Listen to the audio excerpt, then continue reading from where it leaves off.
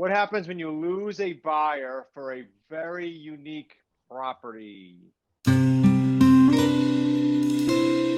there, it's Chris Pree with another Deal Structure Sunday, and I am joined by Chad Heeter from Colorado, High Six and certified coach. Chad, welcome back, Mr. Veteran Deal Maker. I love Thanks, that. Chris. No, it's great to be here. So, Chad, let's clue these guys in. We're going to switch this up a bit because this is a Deal Structure Sunday. It's going to be followed by an overtime. Usually the overtime is the nuances, and this is the numbers. But what I thought we would do, and this is just, Chad and I talked for about 2 minutes before this. So what I thought we would do is Chad had an off-the-grid property. Off the grid, he'll explain what that means. And then he lost the buyer. And I always get asked. I get asked on Clubhouse. I get asked, what if you lose a buyer? And I always say, there's ways to pivot. Don't worry about it. Just call us. We'll teach you. And some people say, oh, yeah, sure. So Chad had that happen on not just an average everyday house. So I want to talk about the nuances, the lessons he's learned, how he navigated through it. We're just going to spend a few minutes.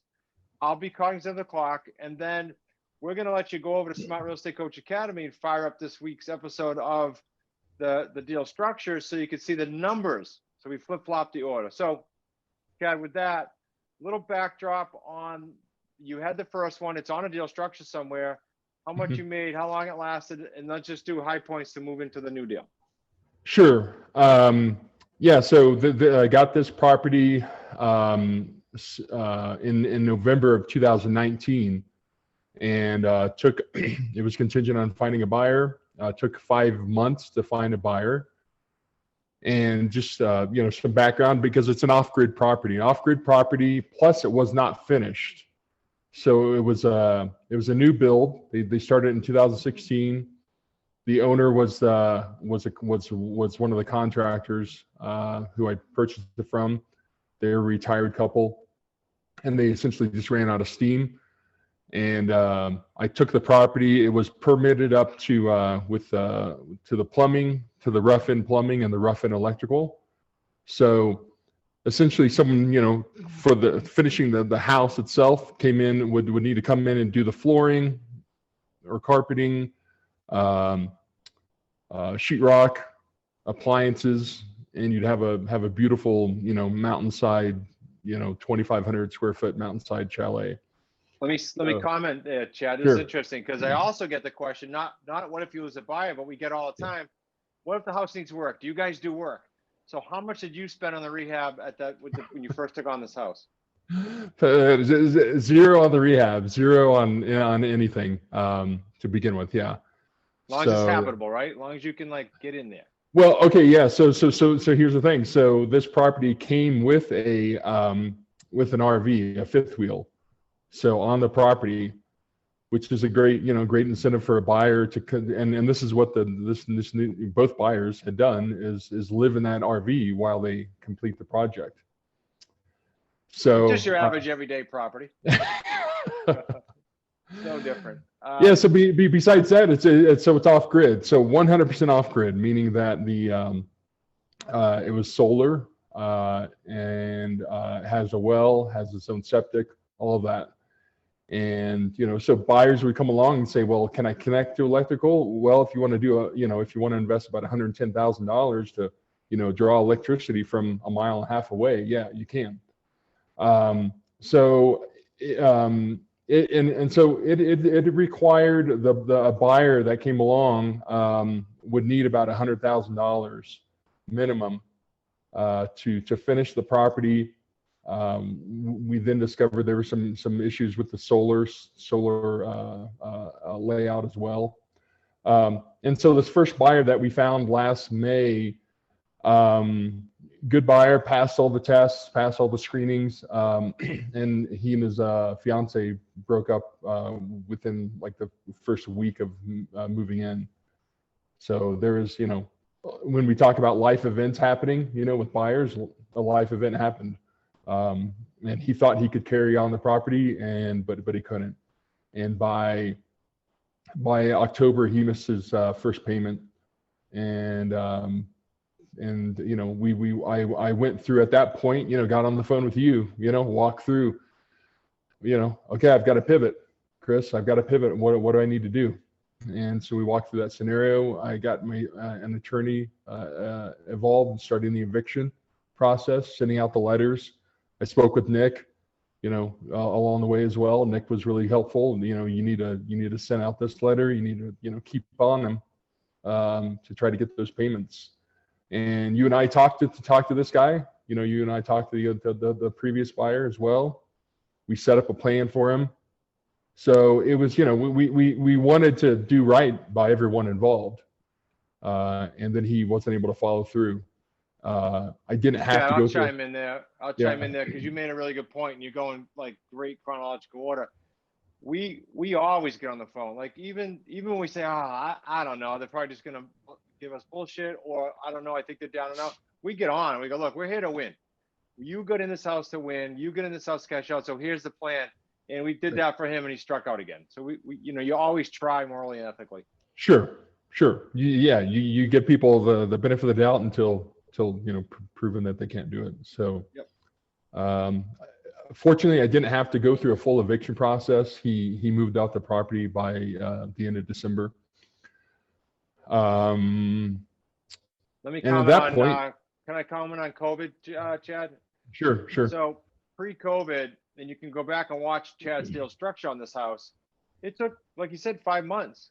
It was like, oh man, I don't know if I want many of these. Now, of course, I'm summarizing, Chad. Tell me if I'm wrong. But then post-COVID, everybody wanted this type of property, and you had a bunch of buyers come out of the woodwork for an unfinished house. Yeah. So when this went on back on the market, basically around January 1st, we were swamped with buyer inquiries because this is, everyone wants to live on a rural property. It's a beautiful home. So for the right person, it's a great deal. So we put it back on the market. Then the other issue, almost a year had passed. So we've gone back to the seller and asked, I had it for 36 months, 9 months had passed, and we got on the phone with the seller and requested an extension there. Once again, I was reaching out with Chris, and here's the thing too, I coach students, and if you're not leaning on your coach in this manner, the way I've leaned on Chris, you don't get it. You're not getting the full benefit of, what this program, it's Smart Real Estate Coach, So I got on the phone with Chris. Chris, I think we need I'm going to have a call with the seller, work out an extension. I don't know what. And so you and I brainstormed those options, got on the call with the seller, and, seller wasn't thrilled. But in the end, within a few days, he came around and said, okay, well, I'll give you another year. Yeah, and I remember on our call, Chad and I, of course, went in with setting expectations that we wanted more, and we don't want to argue. He wants to close deal, this guy, and we do too. But I remember the gentleman, Chad. I remember I was in my Jeep driving, and we were on the speakerphone with him, and he was going all over he had all these things he wanted to talk about. I just kept honing in, going, all we want is an extension. We're trying to win here, and he was okay. Yeah, it's hats off to you. It's a bit of salesmanship to keep him grounded in terms of okay, what do we ultimately want? We want to get cashed out, and you want to get cashed out. And if we have a little more time, it's still going to be a win-win. Because on the punchline here, I remember you and I saying, look, if he doesn't give us the extension, we're okay, but it'd be really cool to get an extension. Because Chad's making, as you'll see in his last deal structure, he's making monthly principal only payments. This is a sweet deal. Yeah. Okay, so fast forward, Chad. Let's spend.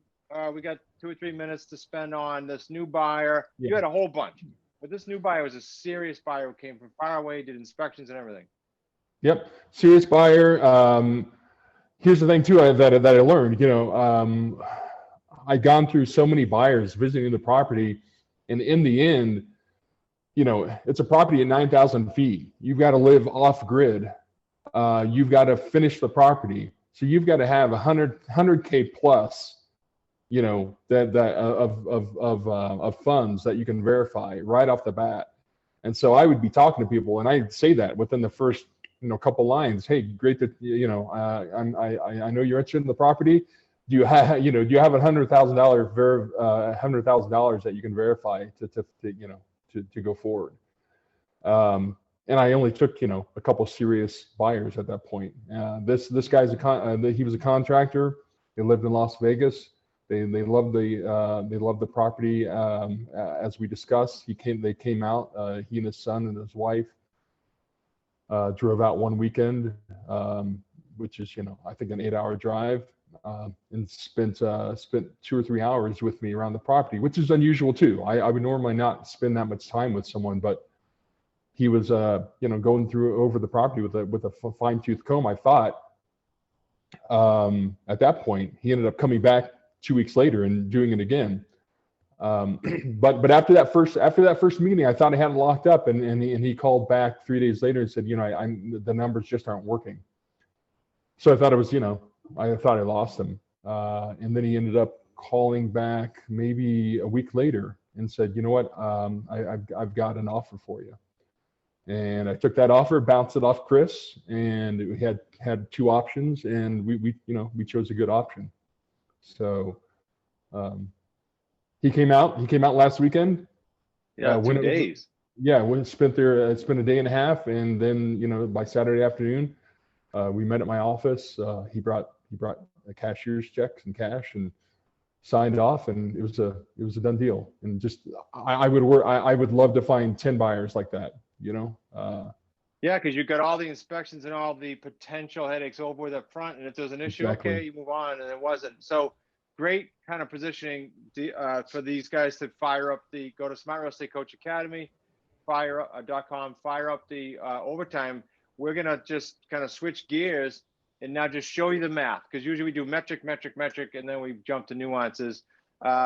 Chad collected a nice payday one last weekend as of the time of this filming, and this deal is a sweet deal with very little headaches in between, all because he was willing to pivot.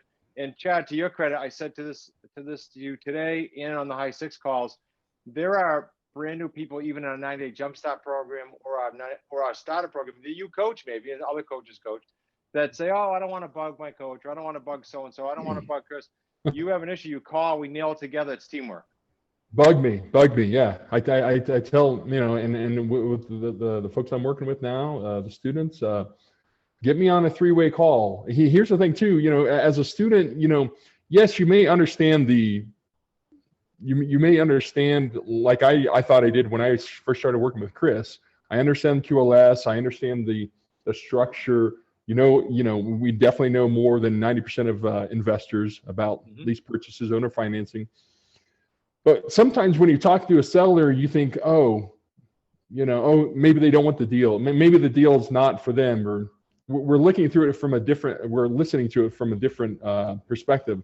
And when you get a third party on there, when I get Chris on the phone with the seller, all of a sudden I realize, wait, no, this seller is good to go. And that's what's happened with the call on a few calls with my students, that they thought those deals were dead. We got the seller on the phone. And it's third party validation. I think when the seller gets Chris on the phone for me, or me on the phone for my students, the seller has another person to bounce ideas off and listen to the logic of what we're presenting. And third party credibility is built in there, right? Automatically. Exactly. It doesn't matter. Automatically, you could say the same exact thing, but the third party coming in. So just a note, a little plug for Chad. He is a certified coach. Okay, that's what we're talking about here.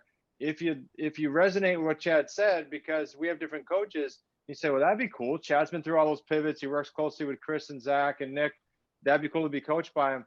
Look, I encourage you guys. I think you're going to see this video somewhere in April, and if you're seeing it late, it doesn't matter. We run 4 events a year now, and the Summer of Deals coming up on June 12th, 2021 is going to be deals all day. One day, just deal structures all day, where Chad and other coaches and myself and Nick and Zach are going to rip apart deals. And we have just two speakers that know how to rip apart deals. The one woman has done 350 sub 2s. Okay. So you want to learn how to do these. You want to get really good at being a transaction engineer. Definitely go to summerofdeals.com. If you're not sure, email support@smartrealestatecoach.com. Go ahead and fire up the next deal structure overtime at smartrealestatecoachacademy.com. And Chad, thanks for being on, buddy. For the Wicked Smart viewers, if you have not got on the Clubhouse yet, you need an iPhone, you need to get an invite, you need to get on there and join our clubs, Wicked Smart Real Estate. We're in there.